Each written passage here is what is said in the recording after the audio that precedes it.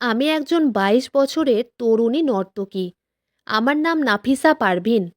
আমি ভরতনাট্যম নৃত্যে পারদর্শী ছিলাম। আমি একজন মুসলিম পরিবারের মেয়ে হয়েও নৃত্যশিল্পে অনেক বেশি পারদর্শী ছিলাম। তাই আমার নিজস্ব একটা নৃত্যের কক্ষ ছিল, যেখানে আমি ছোট বড় সব রকম মেয়েদের নৃত্য শেখাতাম। এদিকে আমি মীর নামের একটি ছেলেকে ভালোবাসতাম। আমি ভালোবেসে মীরকে বিয়েও করেছিলাম। ছেলেটিও আমাকে কিন্তু ভীষণ ভালোবাসতো এবং তার ভালোবাসার টানেই আমি তাকে বিয়ে করেছিলাম। এতে আমার পরিবারের লোকজনের কোনো আপত্তি ছিল না। তারপর বিয়ের পরে যখন আমি মীরের সঙ্গে শ্বশুরবাড়িতে এলাম, তখন আমার বর বাসরাতে আমাকে অনেক ভালোবেসে ফলের রস খেতে দিয়েছিল এবং সে নিজেও এক গ্লাস ফলের রস খেয়েছিল। তারপর ওই ফলের জুস খাওয়ার পরে আমার যখন জ্ঞান ফিরে আসে, তখন চোখ খুলতেই আমার চোখ দুটো কপালে উঠে যায়। কারণ ওই বাসর রাতে আমার বর তো আমার কাছে ছিলই না, বরঞ্চ ৫ জন পরপুরুষ আমাকে ঘিরে বসেছিল এবং আজব দৃষ্টিতে আমাকে দেখছিল। তাদের অঙ্গিভঙ্গি দেখে মনে হচ্ছিল তারা যেন আমাকে খেয়ে ফেলবে। তারপর আমি যখন ভয়ে আমার বরের নাম ধরে চিৎকার করতে শুরু করি, তখন ওই পরপুরুষেরা হেসে বলল, আমার বর নাকি আর কোনো দিন ফিরে আসবে না। তারপর তারা সবাই মিলে আমাকে, আসলে আমার বাবার মারা যাওয়ার পরে সংসারের পুরো দায়িত্ব কিন্তু আমাকে নিতে হয়েছিল।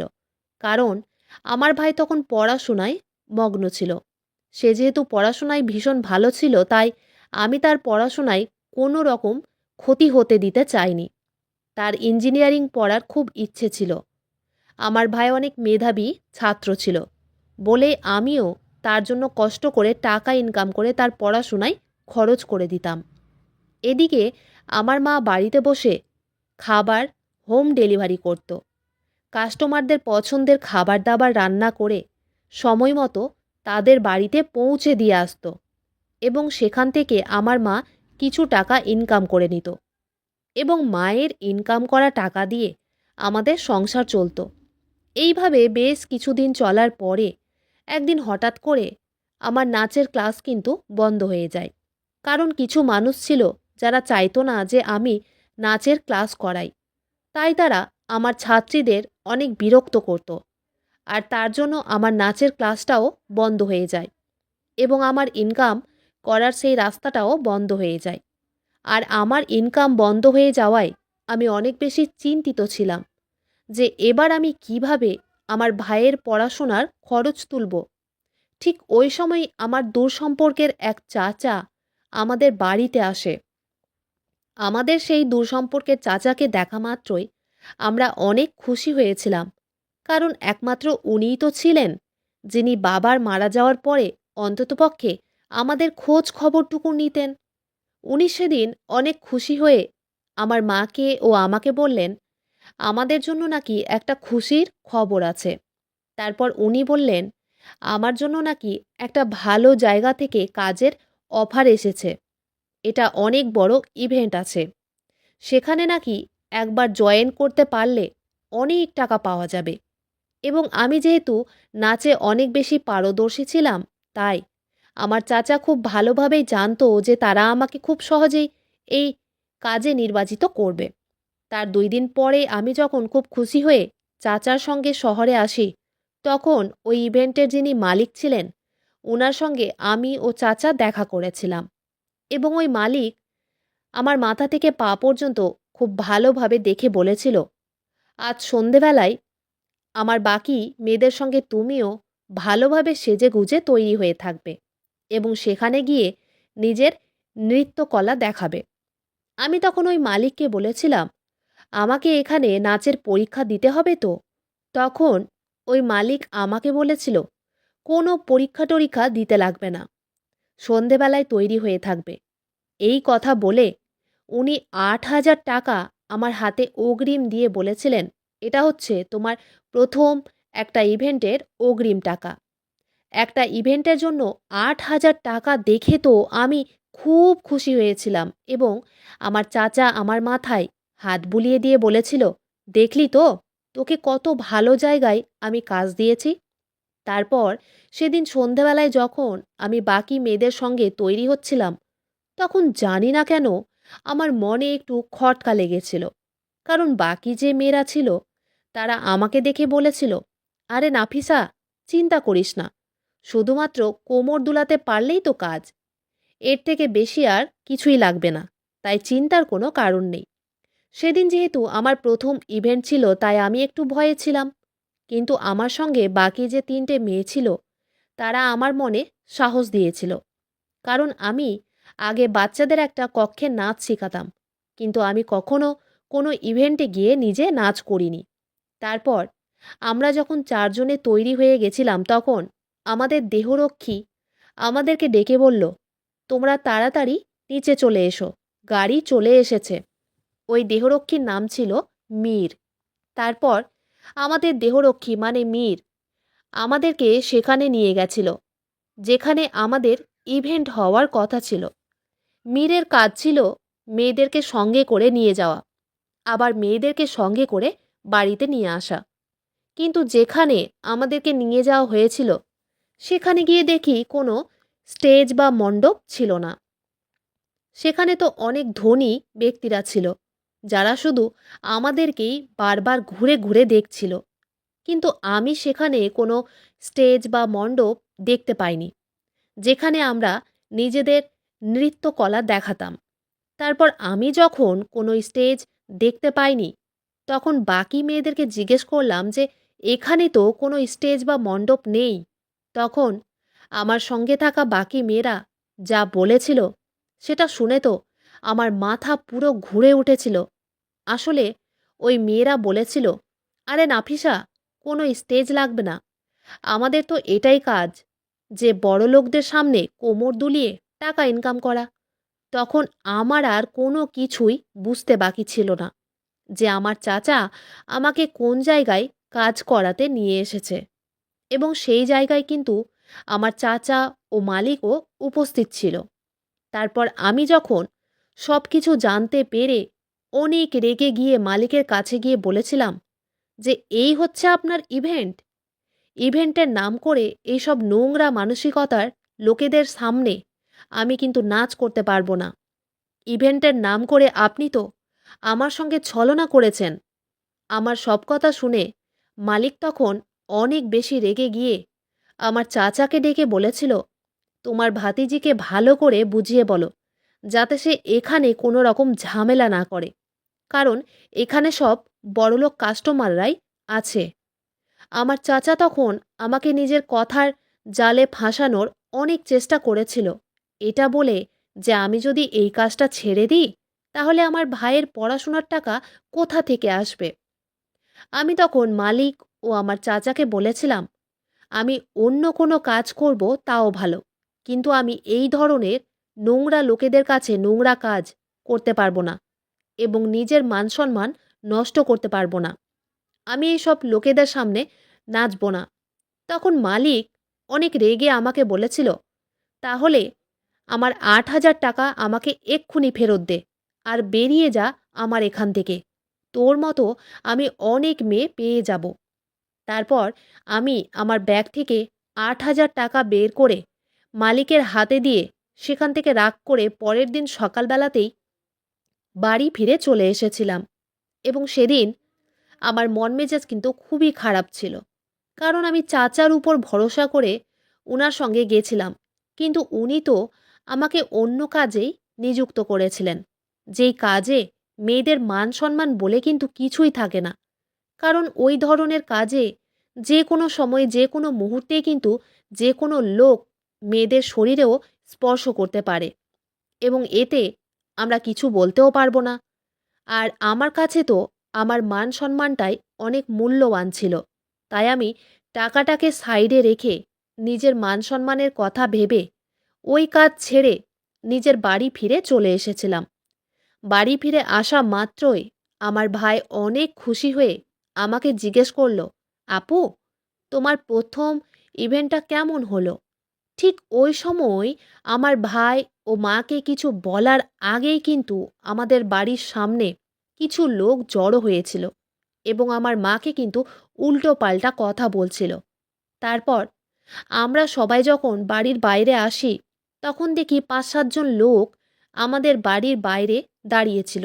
ও তার মাঝে ২ জন লোক এগিয়ে এসে আমার মাকে বলল, হোম ডেলিভারির নাম করে আপনি আমাদেরকে এত জঘন্য খাবার দিচ্ছেন, আপনাদের লজ্জা করে না?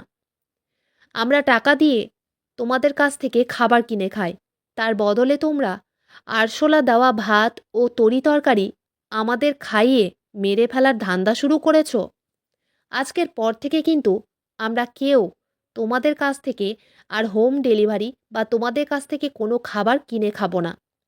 আমি তখন এগিয়ে এসে তাদের সবার সামনে হাত জোর করে বলেছিলাম, আপনাদের হয়তো কিছু ভুল হচ্ছে, কারণ আমার মা খুব যত্ন সহকারে ও পরিষ্কার পরিচ্ছন্নভাবে আপনাদের হোম ডেলিভারি দেয়। তার মাঝে একটা লোক তার হাতের টিফিন বক্সটা ছুঁড়ে ফেলে দিয়ে বলল, অতই যদি যত্ন সহকারে আমাদের খাবার দিত, তাহলে এই ভাতের মধ্যে আরশোলা কোথা থেকে এলো? তারপর টিফিন বাটি ছুঁড়ে ফেলে দেওয়ার পরে যখন ভাতের দিকে আমাদের চোখ পড়ল, তখন দেখলাম সত্যিই কিন্তু ভাতের মধ্যে বেশ কয়েকটা মরা আরশোলা ছিল, যেটা দেখে আমার জান খারাপ করতে শুরু করেছিল। এবং সেদিনের পর থেকে কিন্তু আমার মায়ের ব্যবসাও বন্ধ হয়ে গেছিল। এবং সেদিন আমি আমার মা ও ভাইকে আর কিছুই বলিনি যে আমি যেখানে কাজ করতে গেছিলাম সেটা কী ধরনের কাজ ছিল, কারণ বাধ্য হয়ে আমাকে আবার চাচার কথা শুনে ওই মালিকের কাছেই কাজ করতে যেতে হয়েছিল, কারণ আমার তো সব রাস্তা একেবারেই বন্ধ হয়ে গেছিল। অগত্যাই যখন আমাকে মালিকের কাছেই আবার কাজ করতে আসতে হয়েছিল, তখন আমি বাধ্য হয়ে এটাকেই আমার ভাগ্য বলে মেনে নিয়েছিলাম। তাছাড়া তো আমার কাছে আর কোনো উপায় ছিল না, কারণ আমার মা ও ভাইয়ের দেখাশোনার জন্য আমাকে বাধ্য হয়ে এই কাজে নিযুক্ত হতে হয়েছিল। তারপর মালিক যেখানে আমাকে ও আরও বাকি মেয়েদেরকে নাচ করতে পাঠাতো, সেখানে আমরা গিয়ে নাচতাম এবং আমাদের সঙ্গে দেহরক্ষী মীর যেত। এবং আমরা যে বাড়িতে থাকতাম, মাঝে মধ্যে মীর আমাদেরকে সেই বাড়িতে ছেড়ে দিয়ে আসতো। বিশেষ করে যেখানে আমার মালিক আমাকে একাই নাচতে পাঠাতো, সেখানে মীর আমার সঙ্গেই থাকতো। এবং আমার কাজ হয়ে যাওয়ার পরে কিন্তু খুব যত্ন সহকারে মীর আমাকে বাড়িতে নিয়ে আসতো। এদিকে মালিকের কাছে কাজ করার পরে আমি অনেক টাকা কিন্তু রোজগার করেছিলাম এবং আমার পরিবারের অভাব কিন্তু অনেকটাই দূর হয়ে গেছিল। এদিকে মীরের আমার প্রতি হাবভাব দেখে ধীরে ধীরে বুঝতে পারি যে মীর আমাকে পছন্দ করতে শুরু করেছে। কারণ একদিন যখন একটা অনেক বড়লোক পরিবারের ছেলে পার্টি করছিল, ওই পার্টিতে মালিক শুধু আমাকেই একা পাঠিয়েছিল। এবং আমি যখন পার্টিতে গেছিলাম নাচ করার জন্য, তখন কিছু ছেলে আমাকে বাজেভাবে ছোঁয়ার চেষ্টা করেছিল। তখন মীর ওই ছেলেদেরকে মেরেছিল আমার সঙ্গে নোংরামি করার জন্য। তখন মালিক মীরের সামনে এসে মীরকে একটা থাপ্পড় মেরে বলেছিল, তুই আমার চাকর, তাই তোর কিভাবে সাহস হলো আমার ক্লায়েন্টদের সঙ্গে এত খারাপ ব্যবহার করার? বেশি বেয়াদবি করলে তোকে কিন্তু এক্ষুনি ঘাড় ধাক্কা দিয়ে বের করে দিব। মীর তখন মাথা উঁচু করে মালিককে বলেছিল, আপনার এই নোংরা কাজের আমার আর কোনোই দরকার নেই। আপনার এই কাজ আমি এক্ষুনি এই মুহূর্তে ছেড়ে দিয়ে চলে যাচ্ছি। এই বলে মীর আমার হাত ধরে সেখান থেকে আমাকে বাইরে নিয়ে এসে বলেছিল, নাফিসা, তোমার আর এই সব কাজ করার কোনো দরকার নেই।